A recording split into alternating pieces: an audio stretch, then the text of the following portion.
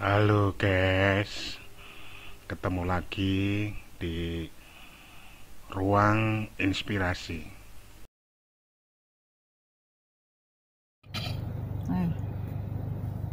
Membangun ekonomi keluarga kan sering di YouTube aku membicarakan masalah ini kan. Sedikit banyak kalian harus tahu latar belakang pekerjaanku. Aku ini bekerja di perusahaan Jepang. Perusahaannya apa, produknya apa, nggak akan aku sebutin. Kalau aku sebutin nanti video YouTubeku nggak dilewati iklan. Tapi nanti bisa diberitahu dilewat kolom komentar. Itu bisa ditulis, disampaikan, biar tahu. Aku kerja di perusahaan ini selama 30 tahun. Ya, mulai dari 3 Juli 1990 sampai dengan 31 Maret 2020. 30 tahun. Cukup lama kan? Awal karirku itu aku sebagai salesman spreading. Jadi kalau kalian mau tahu salesman spreading itu seperti apa, itu salesman bawa mobil kecil dengan bawa barang-barang, melakukan pemerataan barang dari satu toko ke toko lain. Itu di daerah Surabaya sana. Berjalan hampir 1 tahun. Setelah itu saya meningkat karirnya menjadi salesman dengan menguasai wilayah. Karena wilayah itu yang ditangani semua, mulai dari minimarket, supermarket zaman segitu ya, tahun 90-an sampai ke grosir, pasar dan sebagainya, itu semua dalam wilayah pemasaranku. Jadi dengan kata lain salesman wilayah lah. Itu hampir 2 tahun aku di sana. Ya, terus berlanjut dari salesman wilayah, aku akhirnya jadi supervisor.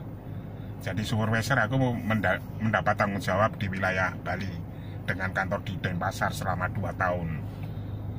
Lumayan, everyday Sunday di sana. Ya, selesai 2 tahun di Denpasar, berlanjut dari jadi BM, brand manager di Sumatera Barat dengan kantornya di Padang, itu hampir selama 4 tahun.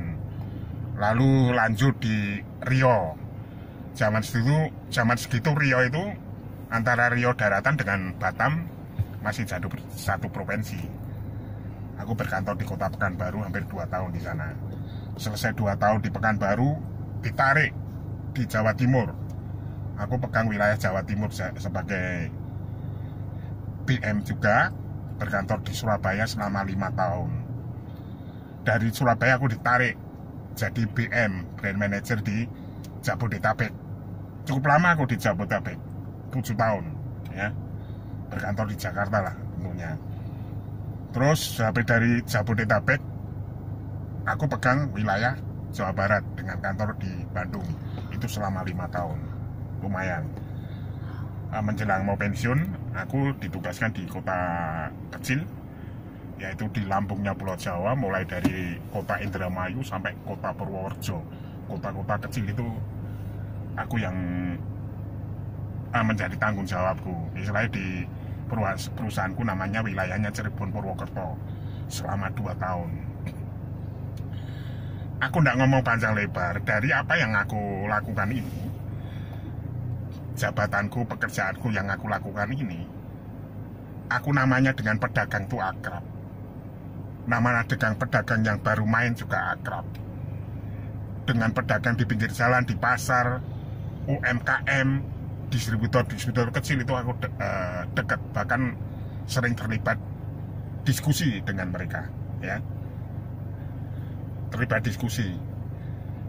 Makanya kalau aku membahas wirausahawan pemula atau adres income untuk keluarga kita, untuk kekuatan ekonomi keluarga kita, itu aku sangat memahami sekali dan lumayan menguasai.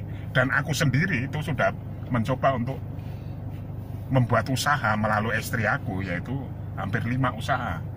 Meskipun kebanyakan adalah gagal, tapi juga ada yang berhasil dalam arti titik-titik, itu akan ceritanya panjang, dan juga ada yang gagal. Tapi cerita kegagalan itu kadang penting banget. ya. Bukan kegagalan harus dibuang ceritanya.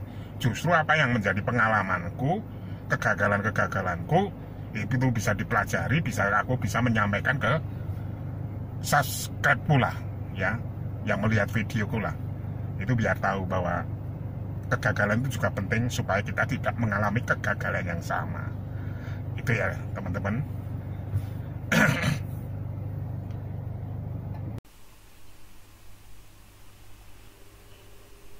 Ya, kita harus berani belajar memulai sejak muda. Berarti berani menang secara mandiri.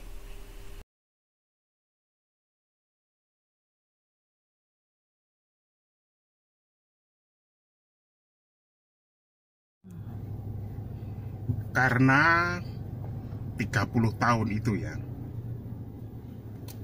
istilahnya aku tahu sejarah gitu ya. Aku punya pimpinan itu yang gimana ya, perlulah untuk dilihat. Bagus-bagus mereka. Misalnya seperti Pak Jimmy, itu pimpinan puncak. Dia orangnya disiplin, teliti, pemikirannya strategis banget, serius tapi bisa guyon juga sih. Dia bisa membagi waktu, di mana waktu serius, di mana waktu guyon, itu istilahnya dia bisa mengatur, nggak kaku. Kalau saya perhatikan itu ya, ibarat naik tangga 30 tangga gitu ya. Dia mulai tangga 1 sampai 30 itu dijalaninya dengan tenang, meyakinkan, hingga sampai ke puncak yang ke 30 sampai dengan hari ini itu tenang dan meyakinkan. Cukup mengagumkan orang ini. Ada lagi itu namanya Pak Heru, pemimpin yang sangat terbuka, demokratis lah. Biasanya menyampaikan sesuatu yang penting secara serius maupun guyon. Yang aku tahu, dia menyampaikan secara guyon, secara serius itu tidak keluar dari koridor aturan dari perusahaan. Seringkali yang saya lihat tuh mengambil keputusan yang strategis, bagus, dampaknya itu buat kemajuan bersama luar biasa. Ada lagi Pak Daniel Pras, wah ini orangnya mainnya detail banget, main data, mainnya detail banget. Tapi ya itu tadi, dia juga pinter ngatur porsi guyon sama porsi seriusnya itu jalan ya. Tapi memang orang ini sangat detail banget ya, punya kebiasaan itu data sama apa-apa yang dia punya itu teliti banget deh pokoknya gitu. Ada lagi Pak Budi, kebetulan sih Pak Budi ini orang lama, tapi kalau diukur dengan aku termasuk generasi muda gitu. Sempat jadi anak buahnya sih hanya 2 bulanan sejak aku mau keluar, tapi orang ini termasuk orang memiliki nuansa akademis lah. Kalau yang sebelum-sebelumnya, wah actualnya lapangannya yang kuat banget. Ada lagi satu namanya Pak Andreas. Aku belum pernah sih jadi bawahannya, tapi aku lihat dia sepak terjangnya, pemikirannya cukup bagus. Kalau aku lihat diskusi dengan anak buahnya itu bagus banget pemikirannya ya. Dan yang lain-lain masih banyak yang tidak sempat aku sebutkan namanya ya.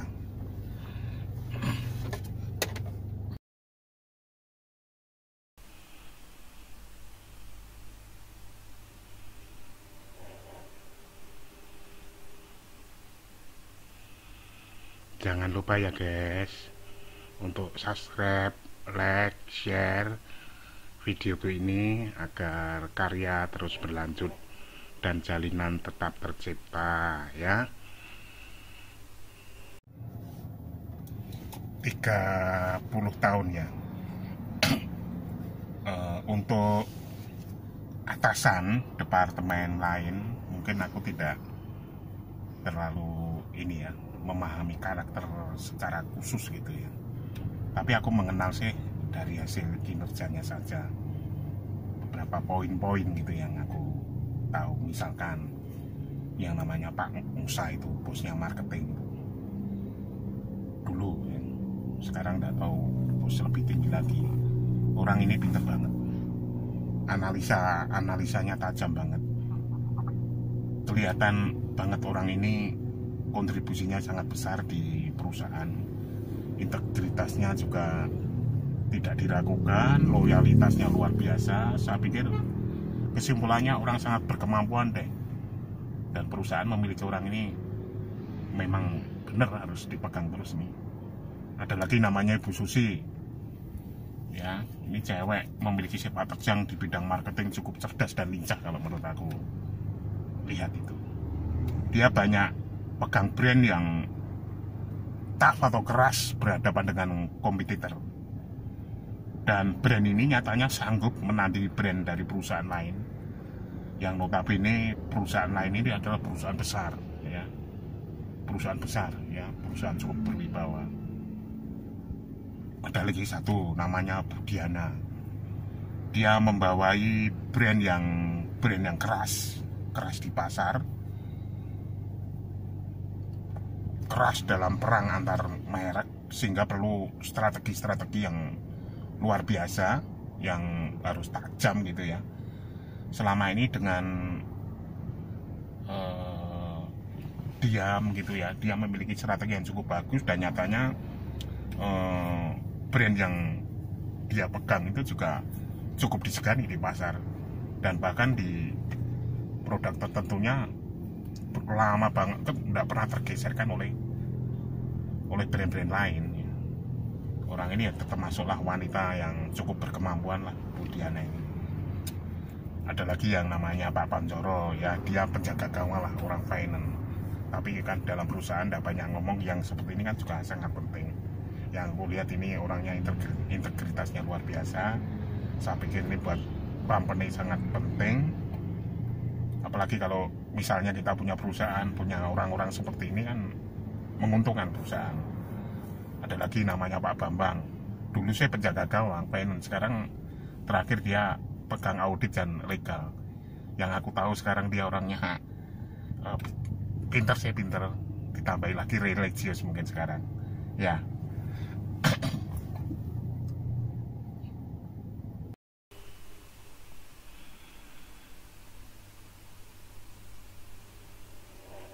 Harus berani belajar. Banyak orang berhasil di sekitar kita, jangan segan untuk belajar dengan mereka. Kalau perlu, mereka kita jadikan mentor.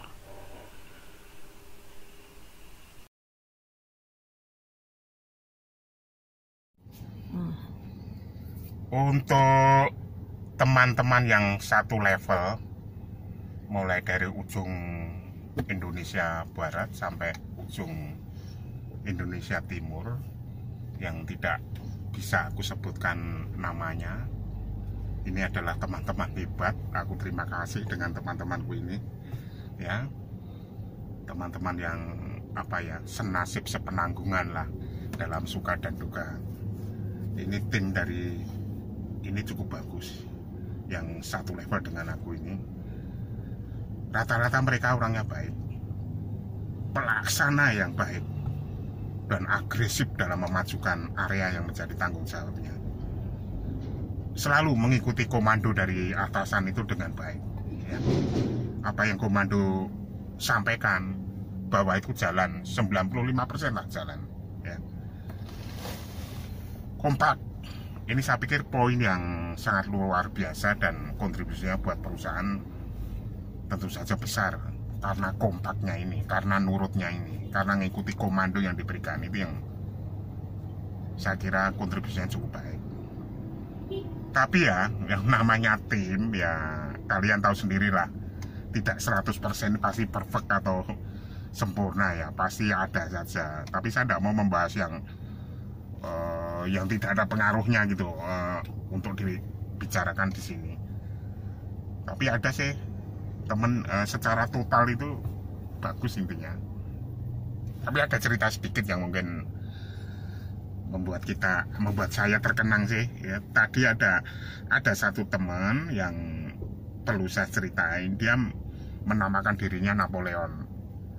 selama aku kenal dengan dia, orangnya itu tidak pernah bersedih ya, tidak pernah bersedih. Every day is Sunday, nggak punya dosa.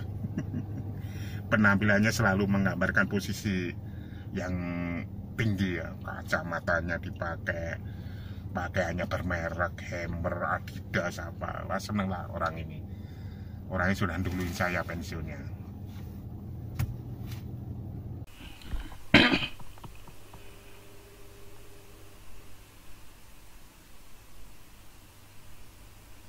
Guys, subscribe itu gratis kok ya, tinggal klik gitu aja ya, di like juga di klik loncengnya. Makasih.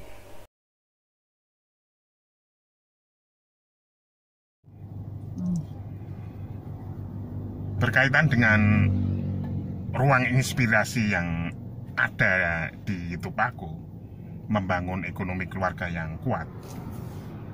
Apa yang aku ceritakan sejak awal sampai tadi, itu kesimpulannya semua orang itu berhak untuk menang, ya. Semua orang itu berhak untuk berhasil atau sukses. Kita semua orang berhak untuk bahagia bersama keluarga kita, apapun karakter kita, ya.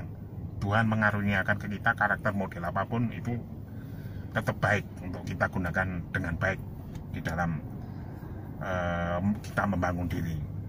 Pandanglah orang di sekitar kita secara positif aja, karena ini berkaitan dengan kita untuk membiasakan melayani pelanggan, ya, pelanggan kita, pembeli kita, itu berkaitan supaya kita mempunyai kebiasaan untuk positif di hadapan orang itu. Bisnis atau dagang kita berkaitan dengan orang lain, dan kita harus bisa mengelola dengan baik orang-orang di sekitar kita. Ya, itu kesimpulannya seperti itu. Ingatlah 5 strategi bisnis yang pernah saya sampaikan. 1, bentuk mindset bisnis dalam diri kita. Ini video yang aku sampaikan ini semuanya adalah dalam rangka kita membentuk mindset bisnis kita, biar feelnya lebih kuat. Bulatkan tekad, ya, kalau memang sudah masuk ke wilayah pengen membuka usaha, wirausaha, tekadnya harus bulat.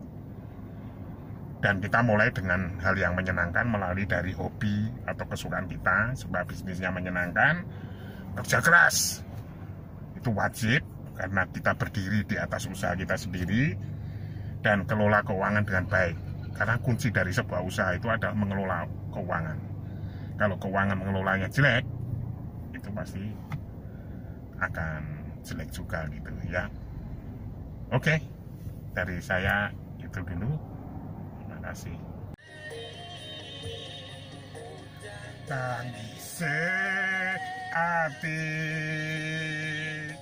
saiki wis rada terang, masih yo isih kadang kelingan, kowe sing tak sayang. Kowe aneh-aneh. Saiki wis crita lara.